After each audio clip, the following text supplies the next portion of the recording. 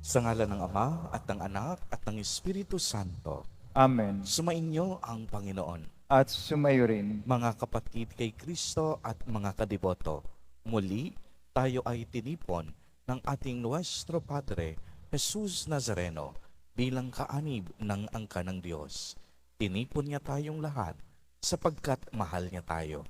Kaya dumulog po tayo sa ating maawaing Panginoon na nagpapatawad ng lubos. Sinugong tagapagpagaling sa mga nagsisisi, Panginoon, kaawaan mo kami. Panginoon, kaawaan mo kami. Dumating na tagapag-anyayang mga makasalanan ay magsisi, Kristo, kaawaan mo kami. Kristo, kaawaan mo kami. Nakaluklok ka sa kanan ng Diyos Ama para ipamagitan kami. Panginoon, kaawaan mo kami. Panginoon, kaawaan mo kami. Kaawaan tayo ng makapangyarihang Diyos. Patawarin tayo sa ating mga kasalanan at patnubayan tayo sa buhay na walang hanggan.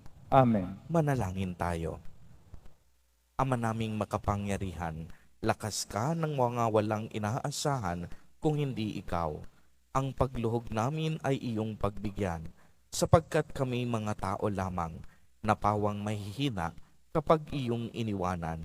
Kaya naman kami lagi mong tulungan upang sa pagtupad ng iyong mga kautusan, ikaw ay aming mabigyang kasiyahan sa aming iniisip at ginagawa araw-araw sa pamamagitan ni Jesucristo kasama ng Espiritu Santo magpa sa walang hanggan. Amen. Magsipo muna lang.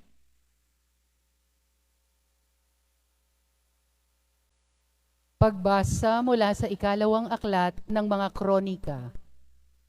Pagkamatay ni Joaida, ang mga pinuno ng Huda ay nagbigay galang sa hari at nagharap ng kahilingan. Pinagbigyan naman siya ng mga ito, kaya't itinakwil nila ang bahay ng Panginoon at ang Diyos ng kanilang mga ninuno. Nagbalik sila sa paglilingkod sa mga asheras at pagsamba sa mga Diyos-Diyosan. Bunga nito, nagalit ang Diyos at pinarusahan ang mga taga-Huda at mga taga-Jerusalem. Ngunit nagsugo ang Panginoon ng mga propeta upang ang mga tao'y magbalik loob sa Kanya. Gayunmay, hindi sila nakinig. Dahil dito, ang Espiritu ng Diyos ay bumaba kay Zacarias na anak ng saserdoteng Joaida. Tumayo siya sa gitna ng mga tao. Sinabi niya, "Ito ang sabi ng Diyos. Bakit ninyo nilabag ang mga utos ng Panginoon? Gusto ba ninyong mapahamak? Sapagkat itinakwil ninyo siya. Itatakwil din niya kayo. Ngunit nagkaisa ang mga tao, at sa utos ng hari, binato nila si Zacarias hanggang sa mamatay. Naganap ito sa looban ng bahay ng Panginoon. Hindi man lang naalala ng Haring Joas ang tapat na paglilingkod sa kanya ni Joaida, na ama ni Zacarias. Bago namatay si Zacarias, ganito ang kanyang sinabi, "Parusahan nawa kayo ng Panginoon sa ginawa ninyong ito." Nang matapos na ang taon, si Joas ay sinalakay ng hukbo ng mga Siro. Pinasok nila ang Huda at Jerusalem at pinatay ang mga pinuno ng hukbo. Lahat ng sinamsam nila'y ipinadala sa hari na sa Damasco. Maliit man ang hukbo ng mga Siro, ay matagumpay rin laban sa malaking hukbo ng Huda, sapagkat itinakwil nito ang Panginoon, ang Diyos na dakilang mga ninuno. Sila ang nagparusa kay Joas dahil sa pagtataksil nito. Iniwan ng mga Siro si Joas na may sugat na malubha. Ngunit pagkaalis nila, nagkaisang mga lingkod ng hari na ipinaghiganti ang pagkamatay ni Zacarias. Kaya't pinatay nila ito si Joas sa kanyang higaan. Inilibing nila ito sa lungsod ni David, ngunit hindi sa libingan ng mga hari. Ang salita ng Diyos. Salamat sa Diyos. Sa Kanya mananatili ang aking pag-ibig lagi. Sa Kanya mananatili ang aking pag-ibig lagi. Sabi mo, O Poon, ikaw ay may tipan, na iyong ginawa kay David mong hirang, at ito ang iyong pangakong iniwan. Isa sa lahi mo'y laging maghahari, ang kaharian mo ay mamamalagi. Sa Kanya mananatili ang aking pag-ibig lagi. Ang aking pangako sa kanya'y iiral, at mananatili sa kanya ang tipan.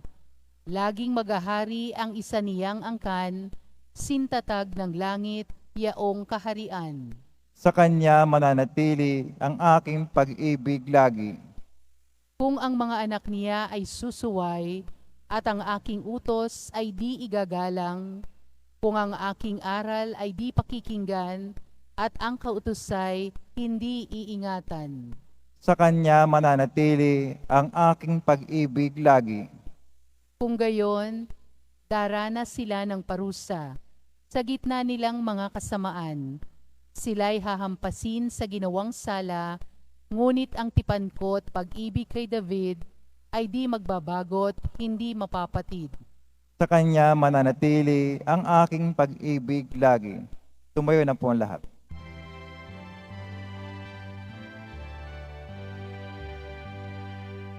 Alleluia, Alleluia, Alleluia, Alleluia.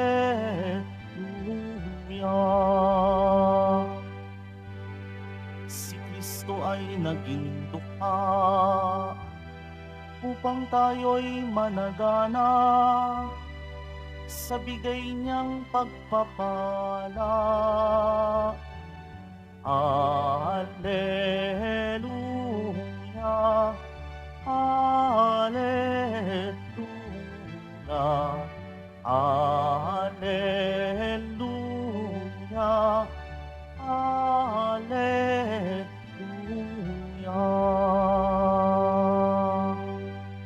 Sumainyo ang Panginoon. At sumayo rin. Ang mabuting balita ng Panginoon ayon kay San Mateo. Papuri sa iyo, Panginoon. Noong panahong iyon, sinabi ni Jesus sa kaniyang mga alagad, walang makapaglilingkod ng sabay sa dalawang Panginoon, sapagkat kapopootan niya ang isa at iibigin ang ikalawa. Paglilingkuran ng tapat ang isa at hahamakin ang ikalawa. Hindi kayo makapaglilingkod ng sabay sa Diyos at sa kayamanan. Kaya't sinasabi ko sa inyo, huwag kayong mabagabag tungkol sa pagkain at inumin na kailangan ninyong upang mabuhay o tungkol sa damit na kailangan ng inyong katawan. Hindi ba't ang buhay ay higit na mahalaga kaysa pagkain at ang katawan kaysa pananamit? Masdan ninyo ang mga ibon, hindi sila naghahasik ni nag-aani o kaya'y nagtitipon sa banga. Gayunman, pinakakain sila ng inyong amang nasa langit. Hindi ba't higit kayong mahalaga kaysa mga ibon? Sino sa inyo ang makakapagpahaba ng kaniyang buhay ng kahit isang oras sa pamamagitan ng kaniyang pagkabalisa? At bakit kayo nababagabag tungkol sa pananamit? Isipin ninyo kung paano sumisibol ang mga bulaklak sa parang. Hindi sila nagpapagal ni humahabi man, ngunit ito ang sasabihin ko sa inyo. Maging si Solomon ay hindi nakapagsuot ng kasing ganda ng isa sa mga bulaklak na ito, bagamat napakaringal ang kaniyang mga damit. Kung ang mga damo sa bukirin sa buhay ngayon at kinabukas ay iginagatong sa kalan, ay dinaramtam ng Diyos. Kayo pa kaya? Kay liit ng pananalig ninyo sa Kanya. Kaya't huwag kayong mabalisa tungkol sa inyong kakanin, iinumin o daramtin, sapagkat ang mga bagay na ito ang kinahuhumalingan ng mga taong wala pang pananalig sa Diyos. Alam ng inyong amang nasa langit na kailangan ninyo ang lahat ng ito. Ngunit pag sumikapan ninyo ng higit sa lahat, ang pagharian kayo ng Diyos at mamuhay ng ayon sa kaniyang kalooban at ipagkakaloob niya ang lahat ng kailangan ninyo. Kaya huwag ninyong ikabahala ang para sa araw ng bukas, saka na ninyo harapin kapag ito ay dumating. Sapat na sa bawat araw ang kaniyang mga suliranin. Ang mabuting balita ng Panginoon. Pinupuri ka namin, Panginoong Hesukristo. Magsipo muna lahat. Magandang umaga po sa inyong lahat, mga kapatid kay Kristo.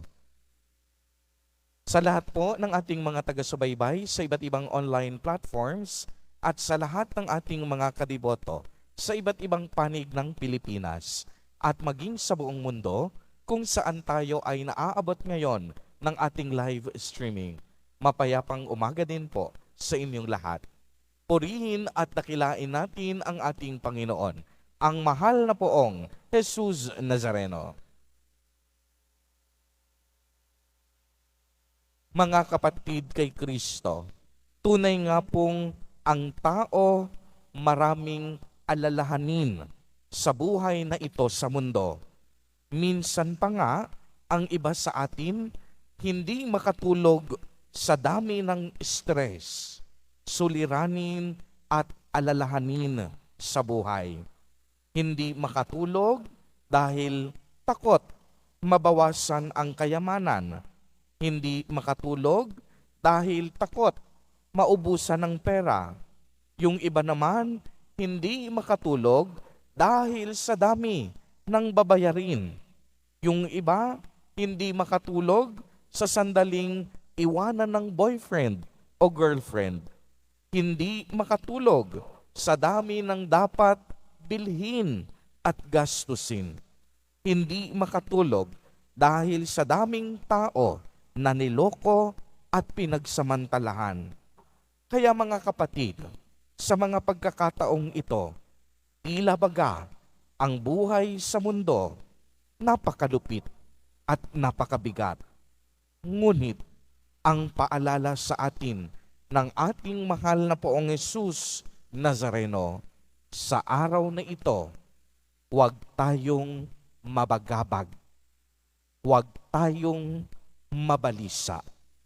Kahapon po sa ating ebanghelyo, ipinaalala sa atin ni Jesus Nazareno na huwag tayong mag-impok o mag-ipon ng mga bagay na material na maaaring masira, kalawangin at manakaw.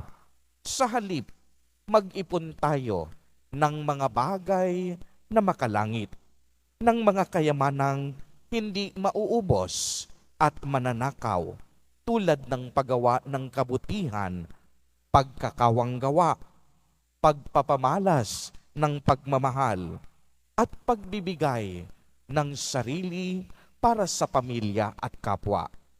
Ngayon po, muling ipinapaalala sa atin na gaano man kabigat ang problema natin sa buhay, may solusyon kay Jesus Nazareno. Gaano man kalubha ang karamdaman mo, may kagalingan sa tamang panahon. Gaano man kabigat ang pinagdaraanan mo ngayon, may kaginhawa din na naghihintay para sa iyo. Basta ano ang sabi sa atin, manalig tayo. Huwag tayong mabagabag. Huwag tayong matakot. Kumapit tayo sa Diyos, sapagkat ang Diyos kailanman hindi marunong magpabaya. Ang inaasahan natin, hindi dapat ang ating sarili. Ang asahan natin, ang awa at habag ng Diyos. Manalig tayo sa Kanya, hindi sa ating mga sarili. Kaya nga ano ang paanyaya at sinabi ni Jesus Nazareno sa ating ebanghelyo sa araw na ito? Masdan nga ninyo ang mga ibon, hindi sila naghahasik, hindi sila nag-aani, o hindi sila nagtitipon ng pagkain sa mga banga. Gayunpaman, sa araw-araw, pinapakain sila ng ating Amang nasa langit. Hindi ba't mas mahalaga tayo kaysa sa mga ibon?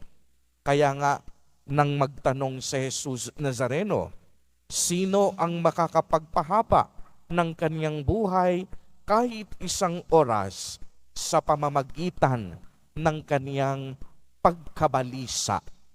Ibig sabihin ni Jesus Nazareno na ang mga takot, pagkabalisa, walang patutunguhan.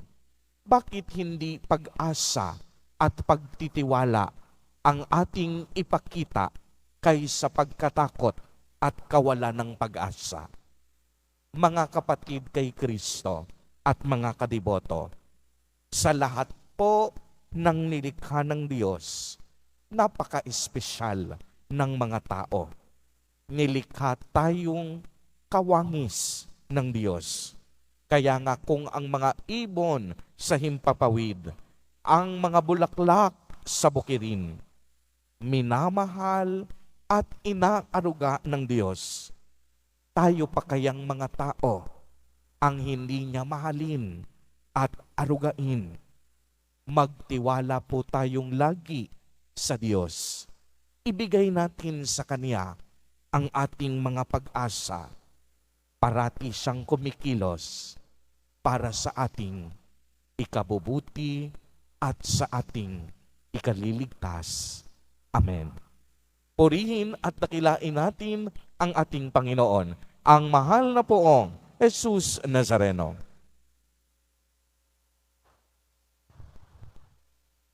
Tumayo na po ang lahat.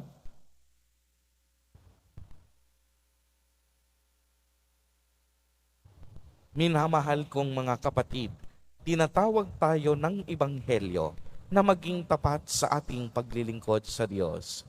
Ang ating mga panalangin sa Ama naway nagpapahayag ng uri ng ating pagtitiwala at pagmamahal. Sa bawat panalangin, ang atin pong itutug, Ama, ipinauubaya namin ang aming mga alalahanin sa iyo. Ama, pinauubaya namin ang aming mga alalahanin sa iyo. Ang mga pinuno ng simbahan naway masigasig na italaga ang kanilang mga sarili sa pagpapalaganap ng paghahari ng Diyos. Manalangin tayo. Ama, pinauubaya namin ang aming mga alalahanin sa iyo. Ang mga dukha at nangangailangan naway makadama ng ating pagkalinga at pag-aaruga. Manalangin tayo. Ama, pinauubaya namin ang aming mga alalahanin sa iyo. Tayo naway mamuhay sa ganap na pagsunod sa kalooban ng Diyos at hindi mangambala ang ating mga isip sa mga bagay na hindi naman dapat na ipag-alala. Manalangin tayo. Ama, pinauubaya namin ang aming mga alalahanin sa iyo. Ang mga may sakit naway maranasan ang pag-ibig ng Diyos sa pamamagitan ng pagmamahal ng mga nagmamalasakit sa kanilang buhay. Manalangin tayo. Ama, pinauubaya namin ang aming mga alalahanin sa iyo. Ang mga tapat na yumao naway makibahagi sa pagwawagi ni Kristo laban sa kamatayan. Manalangin tayo. Ama, pinauubaya namin ang aming mga alalahanin sa iyo. Isama po natin sa ating mga panalangin sa mga sandaling ito ang mga kapatid at kadiboto natin na nagdiriwang ng kanilang mga kaarawan sa araw na ito. Ang mga mag-asawa na nagdiriwang ng anibersaryo ng kanilang mga kasal. Ang mga kadiboto at kapamilya nating nagugutom, walang makain, naghihirap at naghihikahos sa buhay. Naway basbasan at ingatan silang lagi ni Jesus Nazareno. Manalangin tayo. Ama, ipinaubaya namin ang aming mga alalahanin sa iyo. Ama, kami po ay nananalig sa iyo. Huwag nawa naming ituon ang aming mga puso sa mga bagay ng mundong ito, kung hindi sa iyong mapagmahal na pagpapala. Inihiling namin ito sa pamamagitan ni Kristo na aming Panginoon. Amen. Magsipo muna lahat.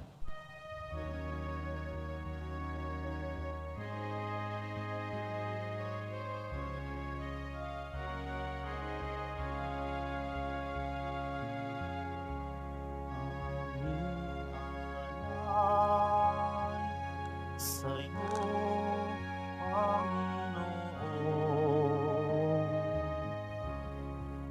ang tinapay at alak na iyong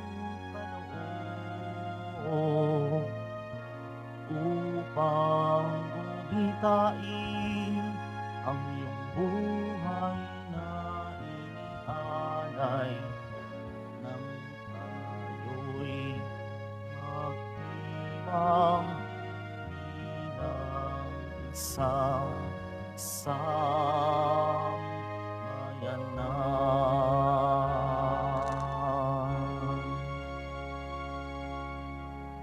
Tumayo na po ang lahat. Manalangin kayo mga kapatid upang ang paghahain natin ay kalugdan ng Diyos amang makapangyarihan. Tanggapin nawa ng Panginoon itong paghahain sa iyong mga kamay, sa kapuri niya at karangalan, sa ating kapakinabangan at sa buong sambayan niyang banal. Ama naming lumikha, kami ginawa mong may angking katauhan na dapat pakanin at pangalagaan at iyong dinudulutan ng banal na pakikinabang.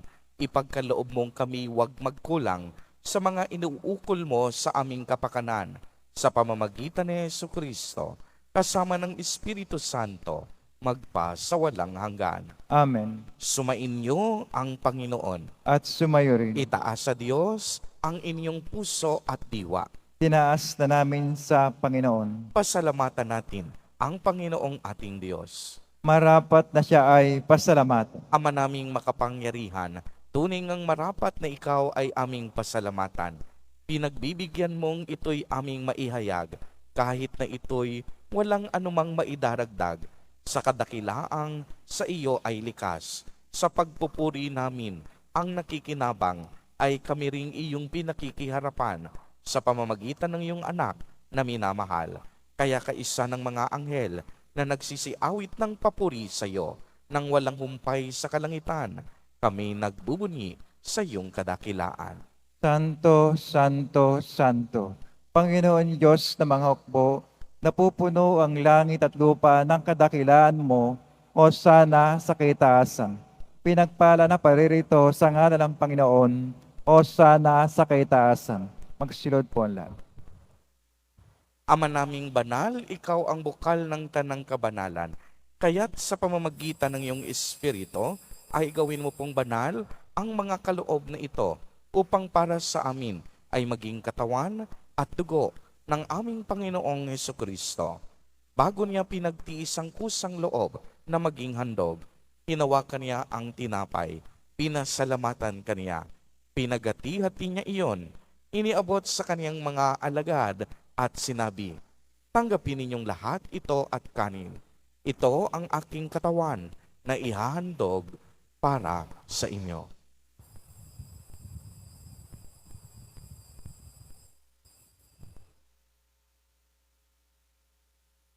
Gayon din naman noong matapos ang hapunan, hinawakan niya ang kalis, muli kanyang pinasalamatan.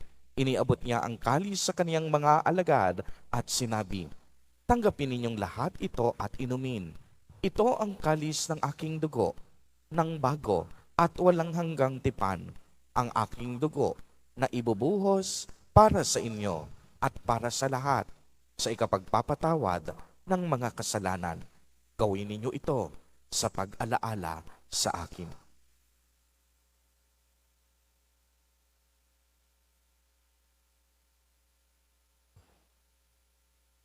Tumayo na po ang lahat. Ang misteryo ng pananampalataya. Kristo'y namatay, si Kristo'y nabuhay, si Kristo'y babalik sa wakas ng panahon. Ama, ginagawa po namin ngayon ang pag-alaala sa pagkamatay at muling pagkabuhay ng iyong anak. Kaya't iniaalay namin sa iyo ang tinapay na nagbibigay buhay at ang kalis na nagkakaloob ng kaligtasan. Kami po'y nagpapasalamat dahil kami iyong minarapat na tumayo sa harap mo para maglingkod sa iyo. Isinasamo namin na kaming magsasalo-salo sa katawan at dugo ni Kristo ay mabuklod sa pagkakaisa sa pamamagitan ng Espiritu Santo. Ama, lingapin mo po ang iyong simbahang laganap sa buong daigdig. puspusin mo kami sa pag-ibig, kaisa ni Francisco na aming Santo Papa, at ni Jose na aming Obispo at ng Tanang Kaparian. Alalahanin mo rin ang mga kapatid naming nahimlay nang may pag-asang sila'y muling mabubuhay, gayon din ang lahat ng mga pumanaw. Kaawaan mo po sila at patuloyin sa iyong kaliwanagan.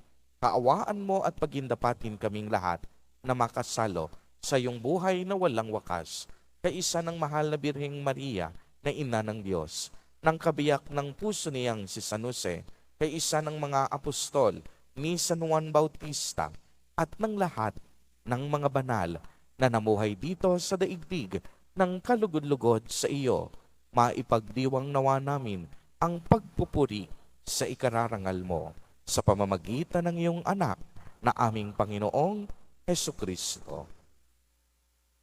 Sa pamamagitan ni Kristo, kasama niya at sa Kanya, ang lahat ng parangal at papuri ay sa iyo, Diyos amang makapangyarihan, kasama ng Espiritu Santo, magpa sa walang hanggan. Amen. Sa tagubilin ng mga nakagagaling na utos at turo ni Jesus na Panginoon natin at Diyos, ipahayag po natin ng lakas loob. Ama namin, sumasalangit ka. Sambahin ang ngalan mo, mapasa amin ang kaharian mo, sundin ang loob mo dito sa lupa para nang sa langit. Bigyan mo kami ngayon ng aming kakanin sa araw-araw at patawarin mo kami sa aming mga sala para nang pagkapatawad namin sa nagkakasala sa amin at huwag mo kami ipahintul sa tukso at yadya mo kami sa lahat ng masama.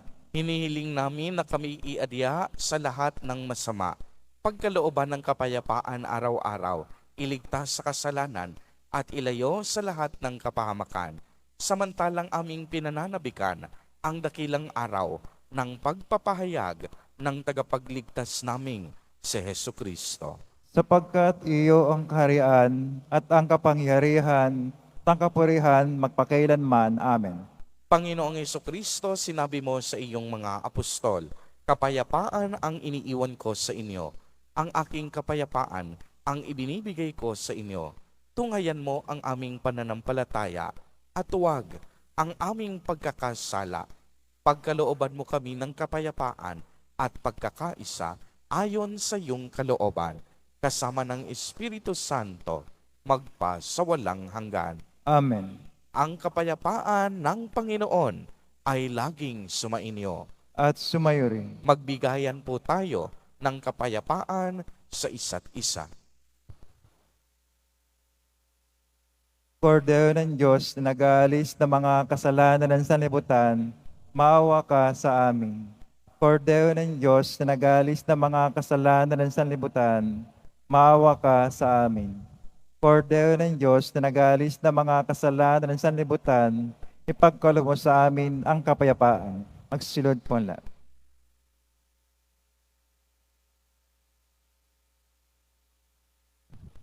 Ito ang kordero ng Diyos. Ito ang nag-aalis ng mga kasalanan ng sanlibutan.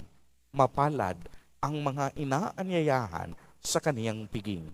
Panginoon, hindi ako karapat-dapat na magpatuloy sa iyo, ngunit sa isang salita mo lamang ay gagaling na ako.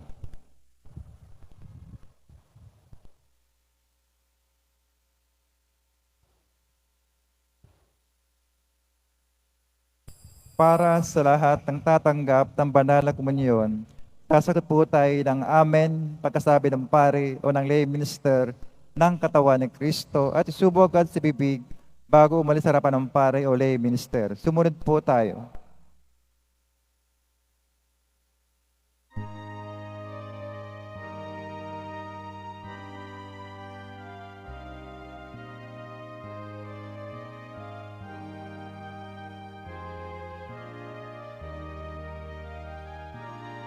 Tumayo na po ang lahat.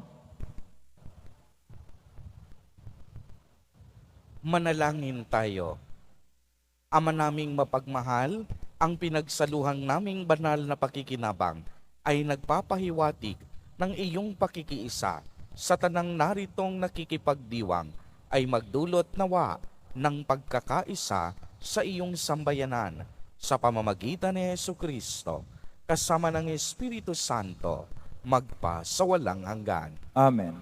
Sumainyo ang Panginoon. At sumayo rin. Pagbabasbas. Mahal na Poong Jesus Nazareno, inihayag mo sa pamamagitan ng krus ang walang maliw na pag-ibig ng Diyos sa sangkatauhan. Pakinggan mo ang kahilingan ng iyong angkan na nagsusumamo sa iyo. Makamtanawa nila ang iyong katugunan at tanggapin ang kasagutan na may utang na loob na tinatanaw. Basbasan din po ninyo ang mga daladala nilang mga imahen at dasalan. Sa pamamagitan ng bendisyon na ito, naway maalala nila ang mga pangako nila noon sa binyag na ikaw ang kanilang iibigin at paglilingkuran bilang Panginoon magpa sa walang hanggan. Amen.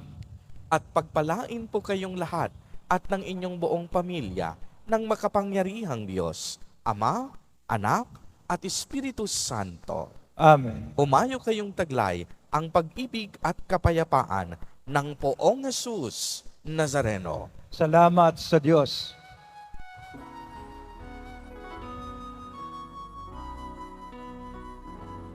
Nuestro Padre Jesus Nazareno, sinasamba ka namin.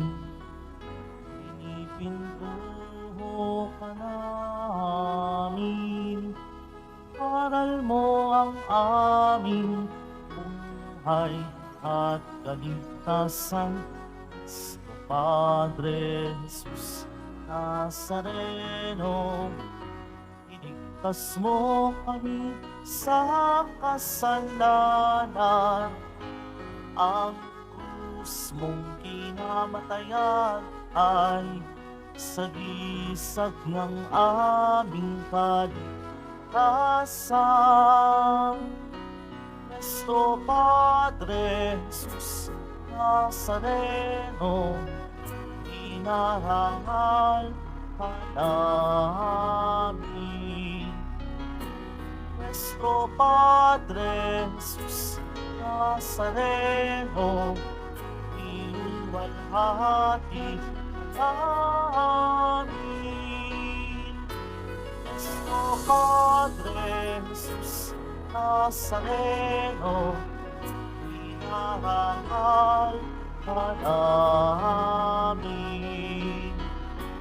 Nuestro Padre Jesus Nazareno, iluwalhati ka namin.